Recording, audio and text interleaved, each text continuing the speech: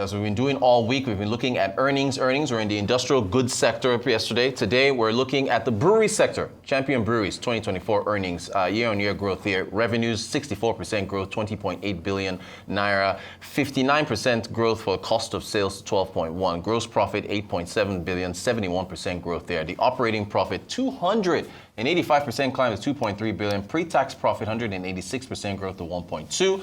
Profit after tax coming in at 816 million naira, 120.4% growth. Let's dive into the numbers. We're happy to have Mr. David Butler, the CEO and MD of EnjoyCorp, which is the majority shareholder in Champion Breweries. Welcome to the show, sir. Good to have you in the studio. Impressive revenue growth there, 64%. Looks like digging into the financials, revenues primarily from your sales of your products. How much of this is due to price increases versus volume growth? Yeah, firstly, thank you for having us here on behalf of the board and management of Champion.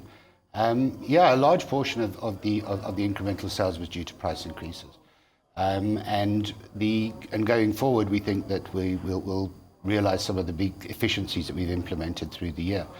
I think inflation was high this last 2 years, and I think every industry in the manufacturing sector was affected by the cost of power, the cost of transportation, the cost of raw materials.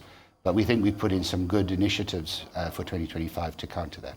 Fantastic. Now, as far as the seasonality of sales, is the bulk of this due to the festive period in terms of your numbers? Yeah, so in most of the industries, in the consumer-facing industries, that last quarter of the year is normally your critical time of the year.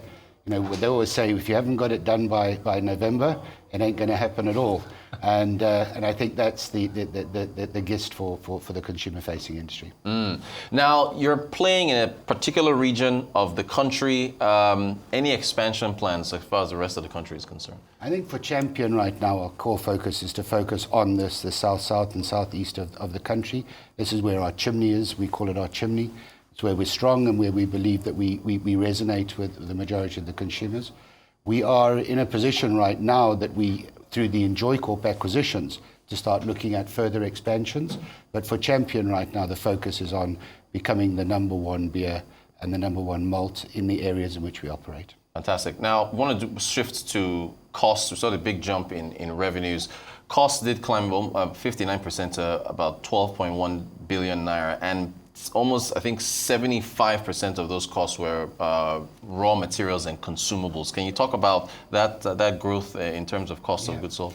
So I don't think we're unlike any other manufacturing business in the market, right? A lot of expenses going towards power, a lot to diesel, gas, a lot of raw material problems with sorghum. We did see some significant decreases in sorghum prices and some other prices towards the latter part of the year. We took over the business from Nigerian Breweries in June, and we started focusing heavily on making sure that we could get the efficiencies into the business that the business needed to produce good numbers. All right, and actually I should correct myself. Yeah, it grew 75%. It's actually 58% of the cost of goods sold. That's for raw materials and consumables. Now, can raw materials, and I have to correct myself because of my next question, can raw materials be 100% sourced domestically, or are imports still part of the game? Look, I think that's our intention, right? Our intention is to go out there and get as much local as we can, avoid dollar risk, avoid international currency risk, and avoid things that are outside of our control. Plus, it's the right thing to do. Do I think that there is ever going to be a situation where raw materials are independent of external factors? I don't think so. But our intention as a brewery, and definitely as a business, is to make sure that we go as hard as we can at local. Now, you mentioned foreign exchange risk and the currency. The Naira has seen some appreciation in February. In fact, as of yesterday, 1,499 on the official market, about 1,510 on the parallel market. So the gap has significantly narrowed. How important is currency stability to your operations, and have you observed, what's been happening with the Naira? Look, as we plan for our year ahead, it's important for us as it is for everybody else. stability more than the actual number. To know what you're looking at is what you can plan for and what you need to cut and how you need to prepare yourself financially. I think that the blessing for the last couple of months has been a relatively more stable market, and for the next few months we're looking at a much more stable naira. Knowing is a lot better than guessing. Right. I got you. You touched on inflation. Of course, there was a rebasing from 34% in December. It's now 24%. The basket has been rejigged a bit, but inflation is still high. For consumer-facing brands, how much are you trying to navigate the impact that inflation has on the pockets of consumers that buy your products as far as the brewery sector is concerned? Well, look, the consumer is everything, right? We need to focus primarily on what the consumer can afford and how we can provide great quality product at the prices that they can afford. It's pointless trying to sell somebody something for 500 naira if they've only got 400 naira in their pocket. So being affordable and being quality producers and being responsible suppliers of alcoholic beverages is very important to us. We need to make sure that we're priced competitively. We need to make sure that we are priced according to what the consumer needs. And the consumer tells you these things, right? The consumer doesn't, you don't tell the consumer what they can afford. The consumer tells you. So we need to make sure that we are constantly focused on the consumer needs. So I see, and the brewery sector is it's a competitive field, and you guys have done pretty well in your part of the market. So how do you balance that between what the consumer is telling you and then what the competition is pricing as well? How do you thread that needle? Yeah, look, I think it would be arrogant to say you don't focus on what your competition is doing, but you focus primarily on the consumer, right? Because the same consumer that the competition is going after is who you're going after. So I think if you focus and you have a better insight into that consumer need, then you're probably one step ahead of the competition.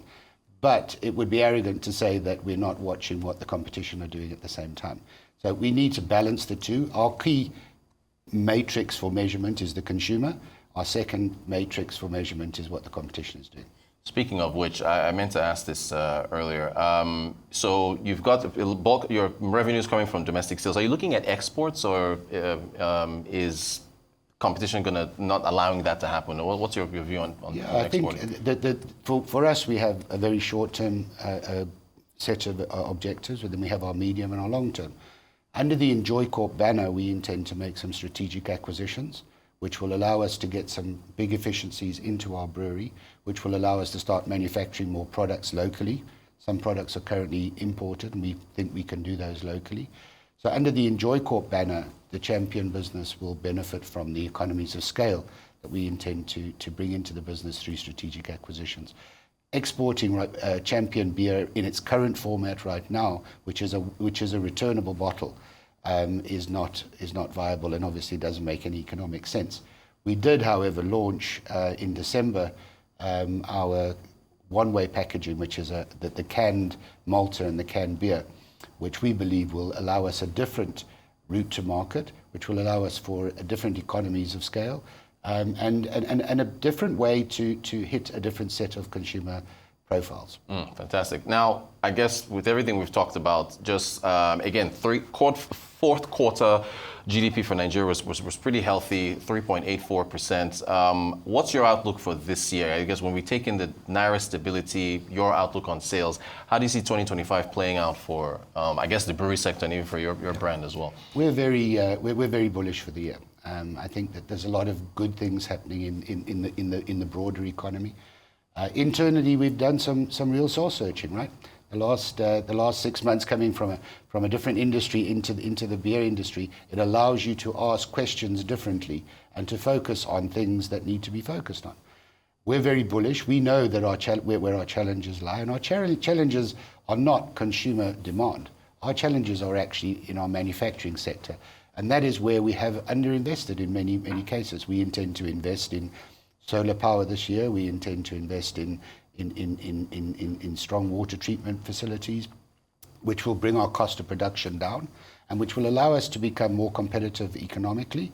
And we're really bullish about the future with the introduction of the canned product and potentially other canned products and the introduction of other products into that whole category from our acquisitions, we're very bullish for 2025. You know, I have noticed you've kept it very much within your area, your company, your region. But what about the wider economy? I guess if Nigerians are doing better, they can spend more. What's your view on the Nigerian economy as a whole for 2025? What's your outlook there?